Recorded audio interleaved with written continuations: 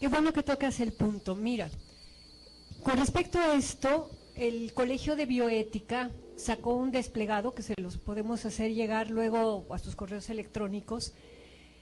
El tema es que después del 6º mes de gestación se empiezan a conectar las sinapsis del cerebro. Forma tiene desde el principio, el corazón también tiene, y esa es una de las estrategias de los grupos pro vida. Decir, por ejemplo, que en un ultrasonido tú puedes ver ya la figurita del feto con el corazón latiendo y dices, ah, es un niño. No, es todavía un embrión que va a ser feto y que después del 6º mes va a poder empezar a funcionar su cerebro, ¿no?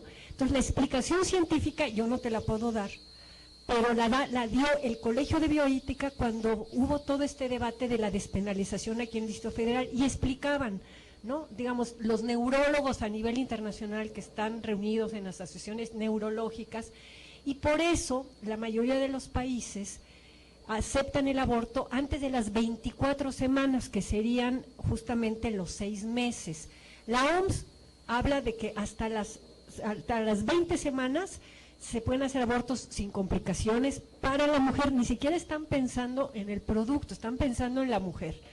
Ya un aborto por el tamaño de más de las 20 semanas puede tener complicaciones para la mujer, y lo que hacen es como una especie de parto adelantado. Pero en términos neurológicos, yo te garantizo que le van a hacer Nancy o Brandon llegar el desplegado del Colegio de Bioética que va explicando con términos médicos neurológicos eso, ¿no? Y la otra cosa que te quería comentar es que, mira, yo tuve muy buena educación sexual, muy buena educación sexual. Además fui feminista desde los 20 años, ¿no? Bueno, desde antes, porque mi mamá era medio feminista. Decidí tener un hijo cuando lo decidí tener, a los 22 años, etcétera, etcétera, y usando un dispositivo intrauterino, falló el dispositivo y me quedé embarazada. Entonces, no todo te lo garantiza la educación sexual. Y creo que aquí lo que es muy importante que tú señalabas también es el tema de la subjetividad. O sea, las personas tenemos inconsciente y podemos tener en nuestro inconsciente, muchas mujeres, la necesidad o el deseo de quedar embarazadas. Y aparte tenemos las mujeres la vivencia cultural de la doble moral. Hace unos años en el Hospital Gea González, una investigadora que se llama Noemí Ehrenfeld hizo una investigación con chicas de 15 y 16 años, adolescentes, que habían quedado embarazadas. Y ella fue y las entrevistó y resulta que todas sabían que existían los métodos anticonceptivos. ¿Por qué no lo usaron? Por el tema de la doble moral, porque si ella le decían al novio, ponte condón, el novio les iba a decir, ah, esta ya tiene experiencia, es una zorra, ya anduvo con otros, ¿verdad?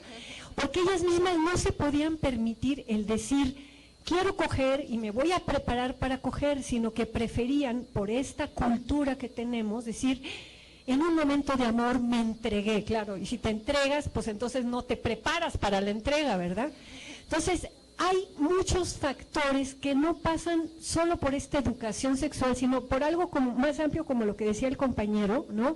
Es decir, una mirada de todo lo que implica la sexualidad, que implica mucho de subjetividad.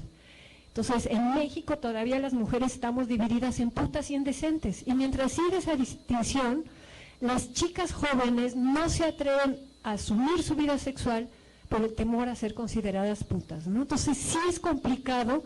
Y sí hay que trabajar mucho más el tema, pero digamos de la mano de toda esta cosa cultural que pesa tanto todavía en el ejercicio de la sexualidad. Nada más antes un poquito, pero no quise que se escuchara como si no tienes educación sexual, o sea, o porque te embarazas porque no tienes educación sexual. No, o sea, también sé que pues los métodos anticonceptivos no son 100% seguros, entonces una disculpa. No tienes que, no se disculpen, oigan, tenemos que aprender en México a hablar de las cosas sin pedir perdón, a discrepar sin pedir perdón. Ustedes pueden estar en desacuerdo y no me tienen que pedir perdón, yo puedo estar en desacuerdo con ustedes, entonces hay que debatir públicamente más asertivamente sin pedir perdón. A ver, nuestra diputada Estrella Nayarit. Nada más, bueno, sobre lo que se comentaba hace un momento sobre lo de estas reformas que se hicieron en la Constitución. Entonces, ahí sí, bueno, sí protegen la vida y lo consideran simplemente la fecundación como vivo para todos los efectos legales. Entonces, es ahí donde siempre como que te brinca, ¿no? O sea, como vivo, o sea, para todos los efectos legales. Y bueno, en esa cuestión hemos estado, pues he estado haciendo conferencias, por ejemplo, hice una en la universidad, me invitaron y yo les propuse el tema. Y pues sí, también veo que la gente no conoce ni estas reformas y muchas personas pues sí se quedan asombradas, ¿no? Porque no saben ni lo que está pasando en nuestro estado, por ejemplo, ¿no? Y lo otro es que pues yo siempre las invito a las personas que asisten y digamos, bueno, que no nos pase como a Guanajuato, que encarcelaron a tantas mujeres, no, tenemos que hacer algo y no permitir que aquí encarcelen pues a ninguna, ¿no? Que eso sería lo ideal. Y bueno, más que nada compartir una experiencia sobre lo que nos mencionabas de buscar estas estrategias y de que cómo le vamos a hacer y que bueno, ya me cayó el 20 porque hace poco hice hablando en tribuna, pues les dije, y especialmente al gobernador, porque presume que en nuestro estado los partos son gratuitos y hace todo comerciales y todo, y 55,000 mujeres o 60,000 mujeres tienen parto gratuito y gozan de este beneficio y que nosotros las cuidamos y las protegemos y demás, ¿no? Y entonces el señalamiento que les dije, bueno, son tantas las mujeres y no tenemos un hospital de la mujer. No tenemos ni un hospital materno-infantil en nuestro estado, no existe ningún hospital. Las tienen de verdad, o sea, a mí realmente me causa a la vez de enojo y no sé, las tienen pariendo en los pisos, o sea, en los pasillos, y hace poco platiqué con unas enfermeras porque las despidieron de ahí de la secretaría y me dicen, ¿sabe qué? Es que no sabemos qué hacer. Dice, es que la gente a nosotras pues nos dice y acuden a nosotras, pero hasta en el baño, me dice, hasta en el baño están pariendo las mujeres, las salas de expulsión están repletas y no tenemos dónde atenderlas, dice, y nosotras pues ¿qué hacemos? Y hasta en los baños, y entonces a mí me causa y digo, pues todo eso en su momento pues yo se lo dije al gobernador en tribuna, y casualmente pues la gente que asistió ese día entre el público pues dijeron, como que dijeron, sí, es cierto, eso es lo que está pasando y no lo que nos dicen en la televisión, ¿no? Y a partir de esto, inmediatamente la siguiente sesión me causó mucha sorpresa porque el gobernador manda una iniciativa para que se hiciera un hospital materno-infantil, tal como yo lo dije, materno-infantil, pero con la iniciativa privada, o sea, no va a ser de gobierno, va a ser el sector privado, pero el gobierno le va a donar el terreno, ¿no? Entonces es donde yo me quedo y dije, por algo que yo dije, por una declaración que hice pública, que a lo mejor que está en la conciencia de toda la gente, pero pues nadie lo dice, ¿no? Y nada más porque el gobernador dice que 55,000 o 60,000 partos gratuitos, pero no dicen las condiciones en las que están pariendo estas mujeres, que realmente es muy lamentable. Mira, lo que dices es uno de esos ejemplos. ¿Qué les importa a los gobernadores? El periodicazo. O sea, estaba muy bien que tú en tribuna le hayas dicho algo, pero si se hubiera armado un reportaje y en la prensa nacional hubiera salido esto de que en Nayarit están, el nivel de vergüenza o el nivel de reparación que él hubiera tenido que hacer, ¿no? Nosotros aquí en el DF nos dimos cuenta, por ejemplo, que para que nos pelaran teníamos que salir en la prensa extranjera.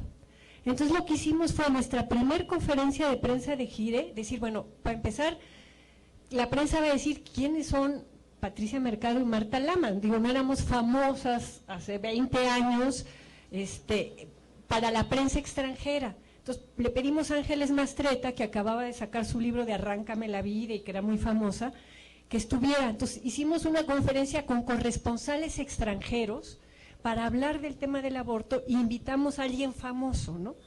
Y tuvo un impacto, porque sale en el New York Times o en el Washington Post, Gobernación lo ve y pela, o sea, entonces, esas son las estrategias, ¿no? O sea, lo que tú has hecho es muy valiente y muy bueno, y aunque no es lo necesario, porque sería necesario que fuera hospital público y no privado, habrá que seguir luchando porque salga un hospital público, una maternidad pública, es decir, no decir, bueno, pues ya salió la privada, vamos a otra cosa, y a lo mejor la lucha en este momento en Nayarit tiene más fuerza por el tema de la maternidad que por el otro tema, ¿no?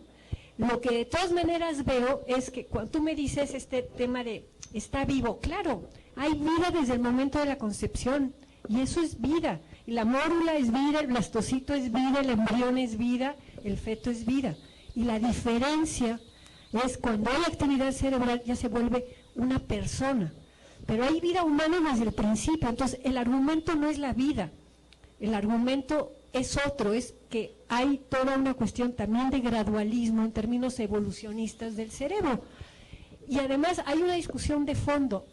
Tú no puedes discutir, digamos, con gente religiosa, para quienes desde el primer momento que hay vida, hay alma. Bueno, pues que no aborten los religiosos, o sea, el aborto no es para todo mundo, no es para la gente que piensa que desde el primer momento hay alma y que entonces estás matando un alma, no.